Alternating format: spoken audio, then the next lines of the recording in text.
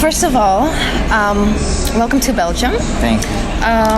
Thank you for having us. I really appreciate your time. Thank you. So let's go straight into this. For my audience who may not be familiar with you and your work, it's a very stupid question, but it's a cliche one and it's a good one. Who are you? Where are you from? And what do you do? My name is Black. That's spelled 6LACK, the 6 being, an important number to me. And I'm from Atlanta, Georgia, and I make music that people relate to, feel things to, and get through like their own problems with. Exactly. That's very well put. In 2017, you released your debut, Free Black.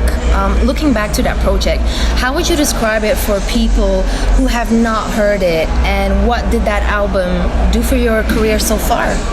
I would describe it as just a stream of like everything that happened in my life up until that point. It was like a quick summary, giving people like a quick idea of who I am and what I've been through and like what happened prior to them like not knowing me at all. You know? So I talked about the things I went through, relationships, friendships, and entering like a new world as far as like fame and music goes. And what was the last question? Well, how did the album like change your career? And when we were constructing it, I kind of had an idea of what was next. I went in the studio every day with the word relatability on the board, and I just knew once it dropped that it would do something. I just didn't know what exactly or to what extent, but once it came out, it grabbed more attention than you could have ever planned on. So yeah. Okay, and did you expect that in a way? Yeah, definitely. We prepared for it. We felt it. It was the plan. It wasn't to like make something that's gonna be like Grammy nominated, but it was to make something quality, make something honest, and knowing that there was a void for people to cling on to that. Yep, exactly. So as you mentioned, Free Black was nominated for a Grammy nomination in category Best Contemporary Album, just not like one track, but the entire album was nominated. Can you talk me through the moment when you found out? Where were you? What went through your head, and how did you find out?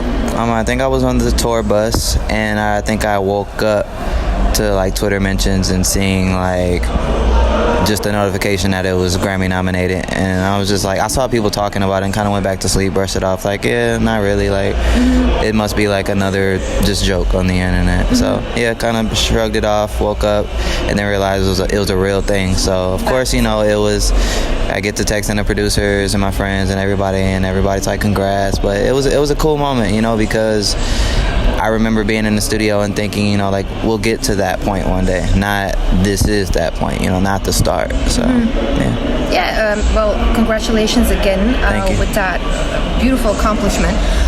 So my the first time my ears caught your music was through X Calling. So then I was like, okay, here's another dude, like an R&B dude talking about this crazy girl, like we're all crazy and annoying and obnoxious. But I was like, I really like the melody, right, and I like the construction of the song, so I was like, let me check them out. And then I went to your album and I went to the titles and I was like, what is the first track that I'm gonna tap on? And I tapped on Getting Old. And then I heard your views on nightlife, on growing past things, and on growing past things and people, and I was going through exact that state of mind, and that track was my conversion from simply being curious to being like a newfound fan. Right. My question is, do you write on the go, or do you lock in, or do you force yourself to write until something comes out? What can you share about your writing process? Because you do connect to people because of what you say. Right. I guess for starters, I don't actually write at all. I haven't like physically written like pen on paper in maybe about more than 6 years. It's been well over 6 years since I've written anything. I don't write on my phone. Wow. So it's just all up here in my head, and it came from like how much I used to write. After writing so much, it would get to a point where when you're finished a verse, half of it by heart. Okay. So instead of reading it, I would want to actually perform it and not sound like I was reading. So it was just like muscle memory, and over time, like it got to the point where I would write a verse, and then by the time I was done writing it, I knew it, and I didn't want to read it. I just wanted to, like, perform it. Same way an actor performs like their lines. You don't want to be distracted by reading a script. You want to actually just live them. Yeah, you want to live it. So that's the actual part of the writing process that I'm at right now, and I love it like that. And also I used to write songs and then go to the studio, but I definitely don't do that anymore. Like, I write in the studio when it's time to work, because I don't want to like hear something and get excited and have to wait. Okay. So I record myself. I sit there, and I'll sit there as long as I need to sit there. Sometimes I just kind of sit there with myself, and if something hits me, it hits me. I get excited and I start tracking. If it doesn't hit me, I'll be in the studio for at least 8 hours and like lay down, get back up, go back to the boards, try something else, take a nap, wake up, try it again. Really like a good, nice flow. Yep, and it's a closed-in process too. Like, my engineer steps out, everybody steps out, and it's just me and the equipment. And then when I have the song, I call everybody back in. Okay, thanks for sharing that. There is one feature, actually bonus feature on the album that caught my eye, because T-Pain is on there. How did that go about? I had a song, which was, the song that he was on, and it was already pretty much done. But when I was listening to it in Montreal on tour, I was just like, yo, T-Pain would do this very well. I'm just like, I just feel like, I wasn't thinking about him necessarily when I was making it, but once I listened to it, I was just like, this is a formula, that is reminiscent of him and of his style. So I reached out to him, and he sent it back the same day, like that. We never spoke before that, never met before that. We just reached out, had the contact, and he loved it, and he sent it back within a few hours. And did you meet since then? No. Not yet? Nope, we haven't met yet. Okay. Not yet. Before you signed to Interscope, you kind of got stuck in a bad deal. Like, living through those trials and tribulations and probably frustrating delays. I think it can be like really frustrating. It's like being benched as a footballer, I imagine. Right. What advice would you have for new artists in the game that are going through exact the same thing? I guess just trust in the process. Although those times were frustrating times, I also wasn't ready. No matter how much I think I was ready or feel I was ready, it wasn't time. That's nicely put. Yeah, if I would have, introduced myself to the world in any different kind of way, who knows where I would be today. My music would have been way different. It wouldn't have been as polished. I wouldn't have been as experienced. I might not have found my sound yet. So as frustrating as it was, that was how it was supposed to be. Okay.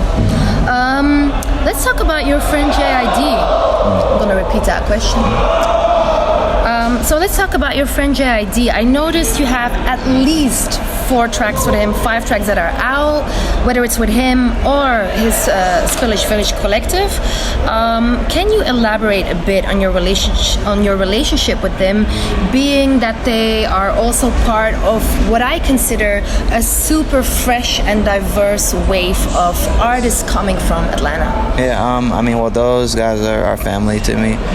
Me and Jid probably have albums worth of music. Really? I was staying, during the period I was just figuring my stuff out, homeless, staying with different people. That was one of the houses I ended at. I met Jid at a concert, and just because of his rapping style, I was just who does he think he is? It was a moment where I was just he's very confident, and he performed after I performed, and I just wanted to know who he was. And we met, and next thing you know, I was sleeping on the couch, and we were recording, waking up, just making music every day. So it's a ton of music with them. There always will be a ton of music with them, and I think all together we all just bring something different from Atlanta. So you come from rap battle, basically. So growing up in a wordsmith culture, if you could organize a cipher yourself, for example, the XXL freshman class, but you are curating the artists that you could spar with. You have to spar with them. Right. Who would be in it? Off the top of my head. And if I can interrupt you, you have to put at least one female MC in there. Okay, that's easy. I will put Tierra Whack as a female MC. Okay. Another one, her name is Mariam Mariba. I will put her in as a female MC. She has a lot of vocals on J.I.D. and Earth Gang. Gang As well. But yeah. but she can actually, rap. Really? She's just. I mean, she's a beautiful singer. She's an amazing singer, and I can't find much. You'll hear, I'm pretty sure, Cool. like the songs that I was working on, like during that time when I was staying with J.I.D, like she was there too, Yeah. So I've got to hear, her rap. And Yeah, I like her vocals on, I think it's Liquor Store and Her Gang are so like, Yeah. She dominates a song And she did with hooks sometimes. she did vocals on Learn You on my album. They were like background vocals, and if Yeah. you listen to it, it sounds like a sample, but it was actually her. Nice. But yeah, I would put Marion, I would put Tierra Whack, I would put J.I.D, of course. I would throw in, some heavyweights like Kendrick. Who else would I want to? I would throw Cole in there too. It's my guy. Myself. And if I could pick one more. Somebody who maybe does not get enough exposure as of yet. Yeah, I'm trying to think of Maybe somebody that Europe doesn't really know as of yet. Well, I just seen like an hour freestyle from Juice WRLD, so I would throw him in the mix too. Okay. Yeah. Okay, that's a solid answer. So I have a lot of questions. You went on tour with both The Weeknd and with Chris Brown on his recent Heartbreak on a Full Moon tour. Can you share something about those tour experiences? Because there are two very different artists in the genre of contemporary R&B. What did you learn from observing those two artists? With the Legend of the Fall tour with Abel, it was, something where I was a huge fan of him before I went out on the tour, so when I got there, it was like class was in session. I got to go out every night after my set and watch him perform. And then after watching him perform, I had to run backstage and get ready to come out again on his set to perform like Problems. So it was a cool learning experience to see like how a show goes and to see crowd control and to see like somebody I watched, at the beginning of his career who might not have been like completely comfortable grow to somebody who was, obviously a superstar. Mm-hmm. So I grabbed a lot of pointers. I learned how to work in arena, which is a tough task because people like if they're not there for you, you have to convince them. So exactly. And from that I took back a lot of things to my own tour and learned about crowd control and just getting people like into the show no matter how they feel or what they want to do, like making them. So that's what I learned from that one. And from the Chris tour, we're still on it now, still early on, and I've been like jumping over to like other countries because I committed to festivals and of course things before, but it's only been maybe about 4 shows, but from these shows I've been like working the amphitheater stage and getting my endurance up and my stamina up because it's a different ball game when you're outside. Exactly. Yeah. Exactly. Okay. So Khalid's on the Way track is out. You are on it. Ty Dolla $ign is on it. Objectively, I see 3 heavyweight R&B crooners, 3 different audiences. It's like an attack on the throne of the R&B charts. It's like Game of Thrones R&B style. Yeah, so 3 houses joining forces basically. How did this collab happen? And tell me something about the making of the video. Well, the collab happened. I know Khalid had the song for a minute and he was just really excited about it and he played it for me, and that night when he played it for me, we were in the studio. I did my verse and he was excited about the verse, and then from there it was just like figuring out what the third piece was because we knew like it doesn't just end with me and you. We have to figure out who else to put on it. And I guess during the time Ty just like lined up the same way like Ty lined up for doing backgrounds on Switch, Switch, exactly. And the way he's lined up with doing like a ton of things for everybody right now. He's having like a great year. He's everywhere. Yeah, so it just fit. It was perfect. It happened how it should have happened, and the video was it was just like one night of just shooting all night, and we had the matching outfits, and everything was fairly easy, and it was just like it came together naturally. We didn't have to like break a sweat to do it. Yeah, it's the first time that I kind of see you maybe enjoying your success a little bit. Yeah, no, I mean, because I don't know you, of course, but you seem as a very low-key, fly-on-the-wall, chill type of person. You're a Cancer, so I understand.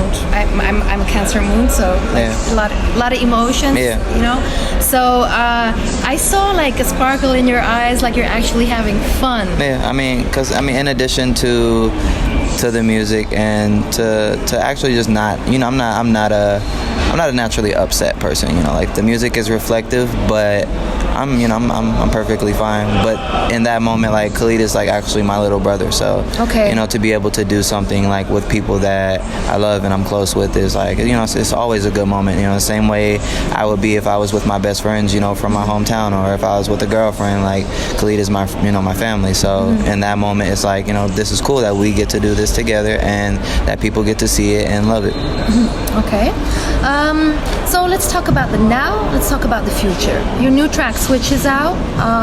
And on June 20th, you posted a picture of a black envelope that had, I think my album is done, written on it. Now, let me speculate with the following facts. You once mentioned your love for Young Thug, and that you once battled him in your early years, in your early career, and that you would love to work with him one day. Then there are pictures of you and Timbaland in the studio. You confirmed working with him on stuff, as you said. So my speculative questions therefore are maybe completely wrong, but here we go. Is Young Thug featured on your album by any chance? That's 1. 2, did Timbaland produce one of the tracks on your album? 3, is your new album titled Black Envelope, or am I going way too deep? First one, unfortunately, no, Thug is not on the project, but people will be happy that someone within the same realm is on the project. Okay, nice. And the second was the Timbaland. Is there a track on the album that Timbaland produced? There was almost a track on the album that Timbaland produced. We have a few together. Okay. And I have so many records that, it's just always a decision of what's going to make the cut, or what fits, or, what might fit later on. So almost, but no. Okay. And the last is it Black Envelope? I was like, I'm gonna throw that in there because it's so random and stupid, maybe. No, but I mean, it's in the same world as that. So okay. you're not like off. Okay, because I was like, I don't think you're like the person that is not thoughtful. I think there has to be something about the fact that it's just a black envelope. No, so I was definitely. like, I'm gonna like maybe fish a little bit for your fans. No, you're not far off at all. Okay, cool. Is there anything about the album that is coming that you are comfortable to share with as of right now? Just that the last one was, me by myself, and this one, I've invited other people into my world to give their take and their perspective on their situations. Like, artists might not be as personal on their mixtape or on their album, but, within my world and within my album, it's like you get to write, your version of a letter to whoever you want to talk to, whether it be a significant other, whether it be to the people you grew up with. This is a space for you to be personal like I'm personal. So. Okay. Content-wise, what can we expect? Is that there a different state of mind comparing, to Free Black? Because you might be in a different state of mind because you're on your way up. Yeah, in the Wheel of Fortune.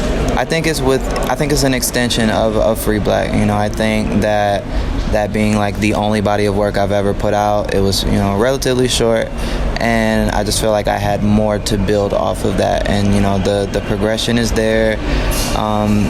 People love the mood of Free Black, and how you can label it as dark or moody, or however you want to. I listened yesterday again, and it's listening to it again, it remains dark for me, gloomy maybe. Yeah, but when you listen, to the words and you pay attention to the words, you get that's the feel, but the tone is hopeful. It's not that I'm stuck or it's not gonna work or I'm depressed. It's this is what happens. This is how I'm gonna figure out like how to get through it. So I think this one is within the same realm of just now I have new things to talk about now. Mm-hmm. Life is completely different now. You're at the tail end of one relationship going into another relationship. So like just communicating what's going on right now versus the last one, which was communicating what happened in my life up until that point. Okay, thank you. You seem, as I said before, like as a very low-key, fly-on-the-wall type of guy. But with every new level, there's a new devil. How are you dealing with your newfound success? And can you share some of your observations about the perks and the pitfalls that come with fame? I feel like I handle everything, relatively well. I stay within my own space and in my own world, just because I know it's easy to be swayed, it's easy to be pulled, it's easy to trip and fall in a place you're not supposed to be. So it's really no difficulty, you know, in that for me. Like, I know who I am, I know what I want, I know what gets me excited or what, you know, doesn't like turn me on at all. Like, so, you know, in the world of so many things going on, where so much can go like right or wrong, I think the most important thing is just like remembering who I am. So dealing with things is fine. Like, I have more, like, I'm more focused on my personal life, you know, and making sure that I'm growing in those ways, you know. Yes, because you're a newfound father, so that's probably a whole big deal to like cope with that. Yeah, you know, like, I get to see my daughter like minimally, you know, since I'm always gone, and you know, you don't want to like travel with the baby and like do all that, but you know, that alone, you know, finding that balance is already yeah. So those are like the things that I'm like more like tuned in on, like the rap game and music in the industry. Like, I feel like I've learned enough about it at this point to where I'm just not really, it doesn't throw me off in any kind of way. Okay. So I think we maybe have time for one extra question, because that's like a personal question. I really liked that Spark collab with Drizzy and Kodak. Right. Because for me, Kodak, when music from Kodak Black comes across to me, I see more the antics on social media than the actual music. Right. And then that track and another track with I think it's Boogie with the Hoodie, Drowning, Right. where I get to know a different type of Kodak, where I see the skill behind it, where the image is not like flaunting my opinions or maybe my judgments even. What can you tell about that track and collaboration? With Spar specifically, that was actually my song. Okay. And I just made it, you know, the same way I make everything else, you know, in my studio by myself with my producer. I had my verse and the hook, and I loved it. And then my label came to me and they were just like, you know, what are you doing with it? You know, because they're always excited about something that they hear, and it just so happened to like fit Drizzy, and then it became her song. And you know, because I know Drizzy personally, like we're close, but it became her song. They added Kodak. I got to like approve and hear everything since it started off with me. And yeah, I think, you know, that song, like any other song I collab with people on, is like an opportunity to bring people into my world. You know, it's to give them a palette to talk about something that they wouldn't normally talk about. So I think the same thing happened there, you know, as far as like people getting a different light or a different view of Kodak, and even, you know, a different view of Drizzy at that point. So yeah. Yeah, well, over here, Drizzy is something is a girl you have to look for. Right. It's not an artist that is pushed in your direction. You really have to look for her. And I feel like even in the States, and I also said that even to Rhapsody, that she's like constantly under the radar for some reason. Yeah. I mean, I think, you know, to each journey then? I think just music in general, like the music industry has always had like an invisible ceiling for women. And, you know, unfortunately, it's just like, because I know so many talented, like, you know, female artists, and it's just a matter of like, honestly, like the men and like other people like making it a priority. Like, we have to pay the same respects, we have to pay the same attention, we have to like show the same love, because like people like Tierra Whack and Miriam Mariba and India Shawn, like all these people that I know personally, I'm just like, they run circles musically around anybody, you know, not even just like man, woman, or anything. Like they're talented at what they do. So for there to always like be this ceiling, it's just like we have to figure out, you know, how to get the, you know, the consumers and the people around the industry and everybody to rally around the people who like make the most, you know, the most beautiful music. Okay, so then we are here for my final question. It's my only gimmick question, because as you see, I always ask very serious questions. So it's actually a word association game. So you ready? Yeah. Okay. If I say Belgium, what 3 words pop in your head? And it doesn't matter if it's right or wrong, but what 3 words pop in your head immediately? Black, yellow, red. Oh shit! You're the first ever to say that. Like the first ever. He said the colors of our flag. Not one American artist ever said that. That's a huge prop. Okay, thank you so much. We're gonna take a few Polaroids and then I leave you be. Thank you so much for your time. I really appreciate it. Thank you.